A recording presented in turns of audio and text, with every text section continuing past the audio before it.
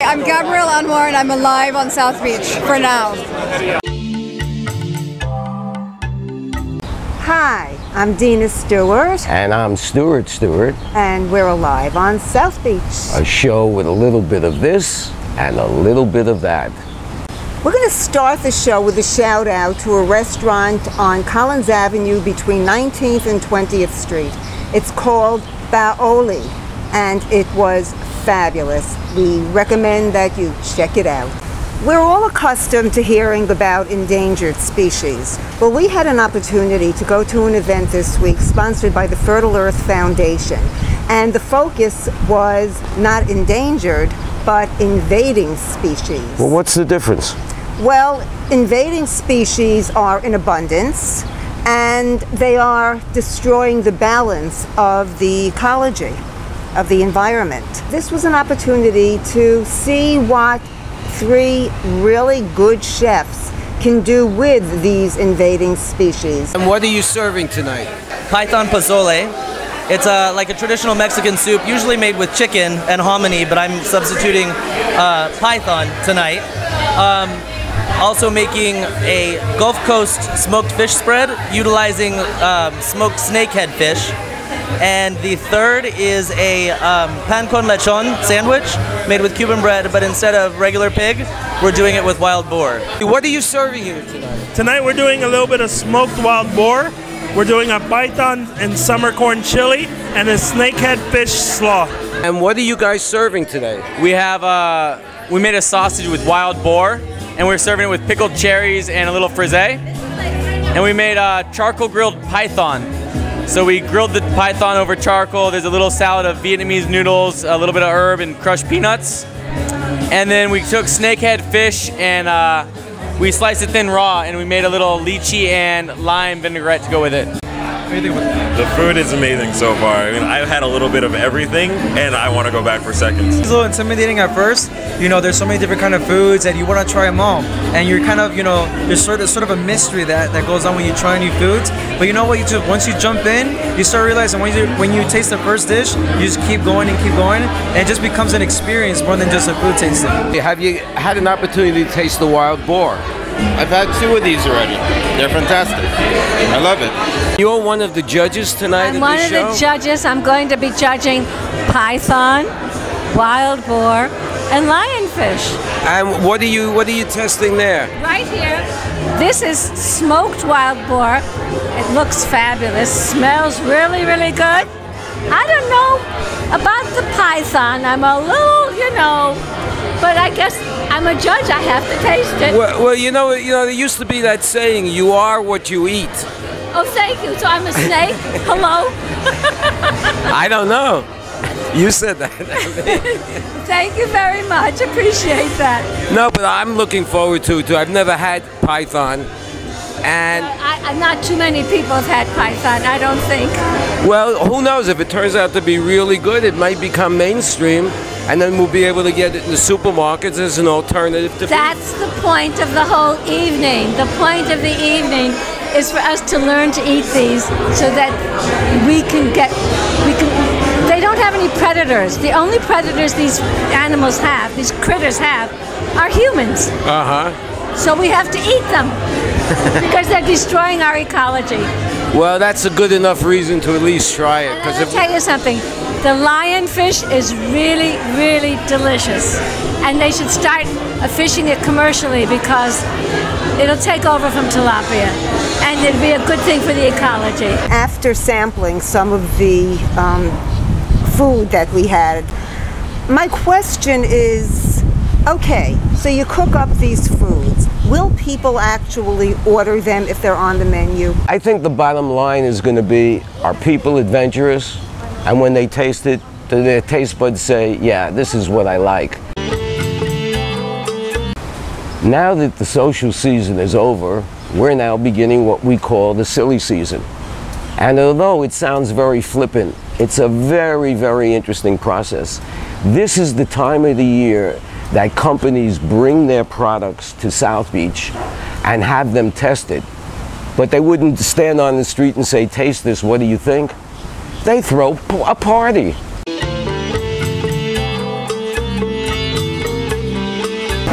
Well, here we are at another event, and do you have any idea what this event is for? Cocoa, gravy, coconut, liqueur, something. And they gave us great bags. Yeah. Everybody gets a great bag. Great bag. What do you think of the drink? Tastes good, sort of like a coconut-based wine cooler. Well, you never know. This is the beginning of silly season on the beach, when we have all of these non-event events. Oh. So enjoy the evening and thank you. Do you go to a lot of events? Yeah, And which events, you know, are all events great events, or some of them are just so-so? So-so. Well, on a scale of 1 to 10, how would you rate this event? I would give it a 6.5 or 7. Okay, 6.5 or 7, that's pretty good. On a scale of 1 to 10, what do you think of this party? Yeah, that's a tough question. I think the environment is great. The drink is new, so you have to get used to it. I mean, have you tried it? Yeah. It's made with coconut water, so I guess for people that are used to drinking a lot of alcohol, I don't think they're gonna like it. I like it because for a girl, I think it's probably low in calories, so coconut water, a little bit of alcohol, and you have something in your hand. A lot of people don't like to drink so much, so they just say, I just need something in my hand. And I think this would be the drink for it. Well, you never know. And yeah. Thank you very much. This has been enjoyable. Oh, thank you. Hi, guys. You know, a lot of people have labeled our show as quirky and irrelevant, and just to keep you off guard, I'd like you to meet our next guest. The newspaper has a lot of different sections to it, but my favorite was always the columnists.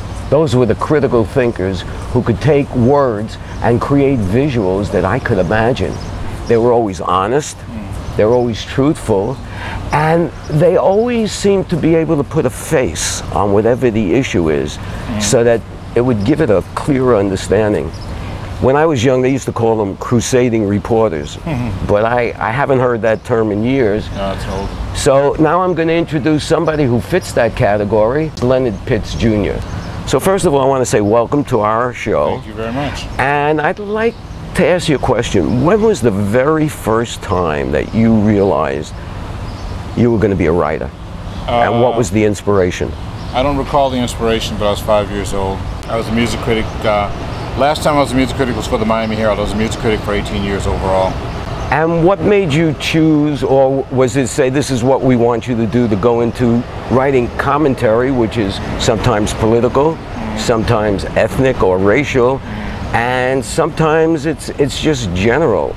That was my decision, actually. I asked them, I told them I was, you know, up to here with writing about music, and asked if I could do something else, and they came up with the idea, or we came up with the idea that I would do the column that I'm doing now.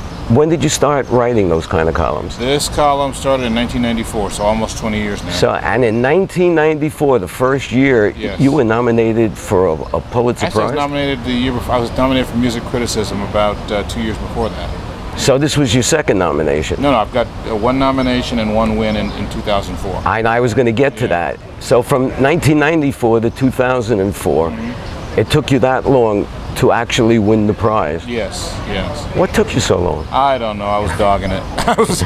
Apparently I was just loafing. I'm not sure. Well, are you sorry that you went in that direction? You mean as away from music criticism? Yeah. Not at all. You know, if I was still in music criticism, I would have to be going to the Lady Gaga concert right now and pretending to care. And you know, I'm not that good an actor. Well, anyway, I wanted to move on, and among the things I wanted to talk about was the Trayvon Martin, George Zimmerman case. Right.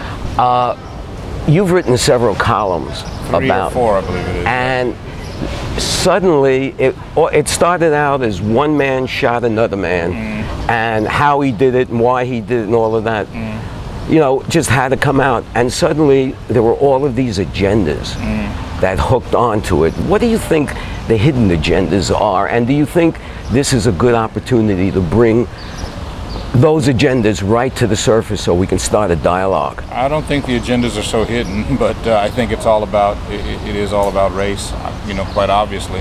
For African Americans, the shooting of Trayvon Martin, and I include myself in that, for us as African Americans, the shooting of Trayvon Martin illustrates a lot of what we've said for years about racial profiling, about the idea that crime has become so racialized in this country that, you know, the term black crime, as a writer once put it, is almost redundant. So that you look at, you look at this kid, and before he's done anything except walk along the street, he's judged to be a criminal. And for a lot of us, that's the lesson. For a lot of other folks, their stated fear is that George Zimmerman will be, railroaded, by the outcry. And while I would agree that there's probably some danger of that, I think what they're actually reacting to is, their own agendas, which is they've chosen to portray Trayvon Martin, absent of any real evidence, as some sort of thug who physically attacked this guy, et cetera, et cetera, et cetera. So, there are competing agendas playing out there, and we'll see what happens. What are some of the things that need to be done, the education of the people, so that we can have an open dialogue that doesn't have, racial overtones, and if and when it does, they're right on the table instead of mentioned in codes as a way that we communicate in this country? Well, I think we need to not be scared of the racial overtones, first of all, which I think is something that we've really had a problem with in this country. The second thing, I think, is that we need to be much more educated about the history and the dynamics of race than we are. The idea is that if you talk about race, you are a racist, and I tell them that makes about as much sense as saying that if I talk about money, I'll be a billionaire. That would work for me. I would talk if that were the case. I talk about money all day and all night. It's a silly thing, but it's the kind of thing people say when they are scared and when they're on the defensive and they really have nothing. That's speaking of money, which would be a great segue. Right. You're passing through town as part of a 25-city tour. Something like that, I think. Which is incredible. Cities, yeah. What are you doing in about 6 weeks? We are going to be out for about a month, a little over a month. How do you keep track of where you are? You wake up every day and you stop and think for a moment, what town am I in? And then when you come and do interviews, you got to look at your hand and say, this is Miami. Don't say Boston. iPad, yeah. Good morning, Cleveland, Well, anyway, you're down here because you just wrote a dynamite novel called Freeman. Yes, thank you. And I'm going to hold it up, and Dina's going to direct me. You're covering his name. Okay? I'll get this right one of these days. And this is a great book because it takes history and puts a face on it. Right. And why don't you tell us, real short, what the book is about? The book is about a former slave named Sam who at the end of the Civil War goes looking for his wife, Tilda, whom he hasn't seen in 15 years. And he's scared he won't find her. He's scared she's dead, but he's mainly scared that she's going to reject him because she holds him responsible for the death of their son 15 years before. Wow. Yeah. Well, I'm not going to ask you to go any further because it's really... Well, that's okay, I won't. It's a fast read and people would love it. And where can they get the book? I'm sure they can get it here at Books and Books right behind us. Books and Books, and it all find retailers. And is it on Amazon? It is on Amazon. It is on BarnesandNoble.com, and it's in the stores. It's out there. Thank you, and good luck. Appreciate it. Well, after talking with Leonard Pitts, all I could say is he's as stimulating in person as he is in his column. Absolutely. And in my opinion, he's one of the best columnists on the scene today.